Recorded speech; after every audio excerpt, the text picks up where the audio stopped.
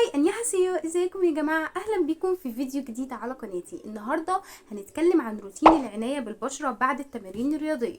اللي ما يعرفش انا في كليه تربيه رياضيه. المهم، كلنا عارفين ان الرياضه مهمه جدا لجسمنا ومهمه كمان لصحتنا، وكمان لازم نعرف ازاي نهتم ببشرتنا بعد ما نخلص التمارين الرياضيه دي علشان بشرتنا انها صحيه ونضره.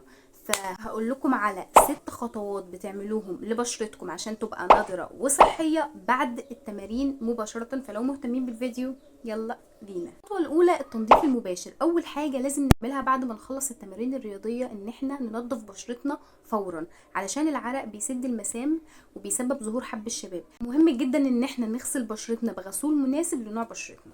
حاجة استخدمي التونر. بعد ما نغسل وشنا بنستخدم التونر عشان يجدد توازن البشرة ويقفل المسام. كمان التونر بيساعد على ازالة اي حاجة باقية من العرق او الاوساخ اللي ممكن تكون لسه موجودة في بشرتنا. ثالث خطوة الترطيب. بعد كده بنرطب بشرتنا بكريم مرطب مناسب. الرياضة ممكن تخلي بشرتنا تفقد جزء من ترطيبها، فلازم نرجع ليها الترطيب ده اللي هي محتاجاه. رابع خطوة الصن بلوك. لو التمرين كان في الشمس او حتى احنا خلصنا التمرين وخرجنا في الشمس، لازم نستخدم الصن بلوك ويكون بعامل حماية عالي علشان يحمينا من الاشعة الضارة وكمان يحمينا من البقع الداكنة. خامس خطوة شرب المية. مننساش نشرب مية كتير علشان المية بتساعد على ترطيب البشرة من جوه وكمان بتحافظ على نضارتها. سادس واخر خطوة استخدموا مكياج خفيف. بعد التمرين حاولوا تتجنبوا استخدام المكياج التقيل.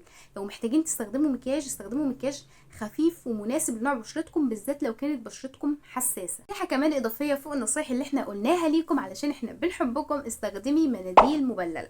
لو انت مش هتعرفي تغسلي وشك مباشره بعد تمرينك بالغسول بتاعك، استخدمي مناديل مبلله بس تكون مخصصه للبشره عشان تنضفها بشكل مبدئي لحد ما ترجعي البيت.